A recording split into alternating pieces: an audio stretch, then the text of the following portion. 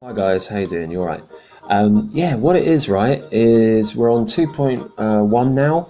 Summarise the differences between communicable and non-communicable diseases with two examples of each. So, communicable diseases are diseases that can pass from one person to the other or another, like COVID-19. Non-communicable diseases are things like diabetes. They kind of develop in a person over time. Even Down syndrome, like from an extra chromosome, is something that's just within the person. It's not contagious. Yeah.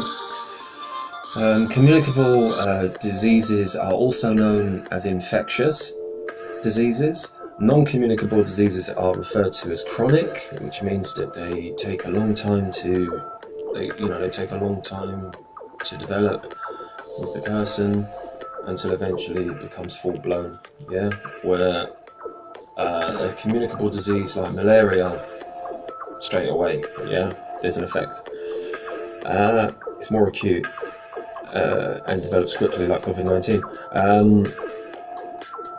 Communicable diseases generally involves the lower social economic group. I'm not sure the reasons why or the factors, but I'll hazard a guess at the environment. It's probably more polluting.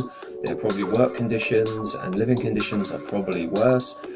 They're probably less protected. They probably can't afford healthcare when they need it, private healthcare. They probably have a long waiting list, and this can only add to diseases infecting them. They probably are just in a position where they just can't get the help, and they're subjected to government nuclear power stations like nearby and stuff. Non-communicable diseases, they tend to be chronic, which is what I just mentioned. It's an ongoing thing, like lung cancer, which means that they last quite a long time, and then they progress quite slowly. Like most people who get lung cancer are normally in their 50s, 60s, 70s, 80s, even 90s, yeah? Communicable diseases normally have a vehicle of transmission, or a vector as they call it, in the spread of the disease. So something like malaria, or even the bubonic plague is a good one, where you've got fleas on the back of rats, that just infected and bit into the blood of their victims and spread the virus from there. Normally non-communicable diseases can be can be induced through like bad diet, like you can have high cholesterol, give you coronary artery problems, the environment, like pollution. You might live in a city where there's a lot of factories giving out a lot of waste, a lot of diesel fuels that are burning like nearby. And lifestyle plays a big role as well. Like if you do like less exercise, you're going to be more obese, and if you're more obese, you're going to have more fat, and there might be a potential of developing type 2 diabetes. Yeah, where the insulin, there's insulin, but the cell won't let the sugar into the cell anymore. The cell won't let the glucose into the cell anymore, even though there's insulin. This could develop with the wrong lifestyle because you might have just too much fat. So a good example of communicable disease, I'll give you two examples then. Common cold, like influenza. Pneumonia as well, I caught that a few years back. It was dreadful. Not the best experience in the world. Non-communicable diseases, diabetes, type 1 and type 2. And scurvy is a good one. Scurvy, Captain Cook and his lemon cured that one. Yeah, that's a deficiency in the vitamin C, I think it is. So just to round off, that's that. Thank you very much. Okay guys, 2.2 explains some biological causes of non-communicable diseases. There was a study, a link between radiation and type 1 diabetes. Type 1 diabetes is when there's no or hardly any insulin production or of the hormone. So you can imagine that the key is the insulin, the cell is a garage, and glucose is a car, yeah, which is the simplest complex of carbohydrate. And your key is just hasn't been produced, so the car stays in the bloodstream. Okay, or glucose. Okay, it's the best analogy that I can think of. So there's been a lot of evidence of a link between radiation and type 1 diabetes, which is obviously the cause is the beta cells in the pancreas are just basically stopped from producing insulin because of a haywire autoimmune system. Okay, there was a study in Chernobyl, of all places, in 1986, where Montanussi et al. In 2002 found that there was a very high increase of diabetes type 1 in the surrounding areas.